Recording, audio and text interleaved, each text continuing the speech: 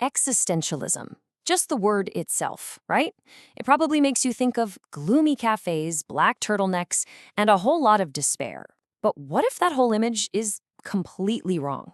Today, we are flipping the script on this hugely misunderstood philosophy to find out what it's really about, a message of radical and actually pretty empowering freedom. Let's be honest, we've all been there. You're looking at the ceiling late at night, or maybe you're just stuck in traffic, and this huge question hits you. What is the point of all this? That feeling right there is exactly where our story starts. And see, that feeling is what most people blame existentialism for. They think it's the philosophy that makes us feel lost. But what if that's got it completely backwards? That's the big question we're digging into today. Is this philosophy the source of that dread, or could it actually be the cure? Okay, so let's just tackle this stereotype head on. Section 1, is this really such a gloomy philosophy? We're going to unpack exactly why existentialism got this reputation for being such a downer. And you can kind of see why it gets this label, right? I mean, existentialists talk a lot about things like anxiety, absurdity, and despair. But here's the crucial thing. They're not exploring these dark themes just to wallow in them. The whole point is to confront them, to find a way through them. It's not about getting stuck in the darkness. It's about finding a light. And to really get this, you have to look at when it became popular. Existentialism really took off right after World War II. Think about it. The world had just gone through this massive collective trauma. This philosophy wasn't causing the despair. It was a direct response to a world that suddenly felt completely meaningless. It was offering people a way to move forward when all the old rules had been shattered. All right, so let's dive into the big ideas that can feel a little, well, intimidating. Welcome to Section 2, Facing the Absurd.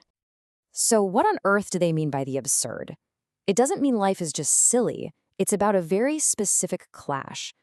On one hand, you have us, humans, who are desperately searching for meaning and purpose in everything. And on the other hand, you have the universe, which is just silent. It doesn't offer us any answers or instructions. The absurd is that gap between our need for meaning and the universe's total indifference. The philosopher Albert Camus had this perfect way of putting it. He called it the divorce between an individual and their life. It's that bizarre, disorienting feeling you get when you look at your own daily routine, your own life, and it suddenly feels strange and maybe even a little pointless. And then you've got angst. Now, this isn't just everyday anxiety about work or bills. Existential angst is what they call the dizziness of freedom. It's that heart in your stomach feeling you get when it sinks in that there's no pre-written script for your life. You and you alone are totally responsible for your choices. It's terrifying. But in a way, feeling that angst is proof that you're awake to just how free you really are. Okay, so the universe is absurd, and freedom causes dizziness. This is usually where people think the philosophy ends, in a pit of despair. But it's not. This is the pivot point. This is where everything gets turned on its head. Let's get to the main event, the ultimate freedom. So this forces us to ask a really huge question. If there's no grand plan, no built-in purpose handed to us from on high, no script, then what in the world are we? And the answer to that question is the master key that unlocks all of existentialism. Existence precedes essence. Now, what does that mean? Well, think of something like a knife. Its purpose, its essence, to cut things, was decided long before it was ever made. Existentialists say for humans, it's the exact opposite. We just show up here. We exist first, as a blank slate, with no predefined purpose. Our essence, who we are, what we believe in, our identity, that's something we build ourselves, piece by piece, through the choices we make. It's really this simple two-step process. Step 1, existence. You're born, you're here, you're a blank canvas. That's it. Then comes step 2, essence. This is the part where you start painting. Every action you take, every value you decide to live by, that's a brush stroke on the canvas. You are actively creating the person you are. And this brings us to that famous and kind of scary-sounding quote from Jean-Paul Sartre, "We are condemned to be free." Condemned sounds like a punishment, doesn't it? But what he meant is that our freedom is inescapable. We can't not choose. Even choosing not to choose is a choice. We are thrown into this world and are completely responsible for creating our own path. It's a heavy burden, for sure, but it's also radically empowering.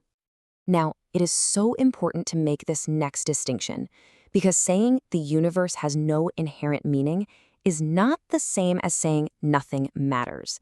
And that's why we have to draw a very clear line in the sand between existentialism and its much gloomier cousin, nihilism. This really breaks it down perfectly. Both philosophies start from the same place, a world without a pre-written rulebook. The nihilist looks at that and says, well, if nothing matters, why even bother? It's a total dead end. The existentialist looks at that very same world and says, awesome, nothing is pre-written, so I get to write the story myself. It's not a dead end, it's a blank check. And Sartre had a name for it when we try to run away from this freedom. He called it bad faith. This is when we pretend we don't have a choice. It's every time you hear yourself say, oh, I have to do this, or, well, that's just the way I am, or society expects me to.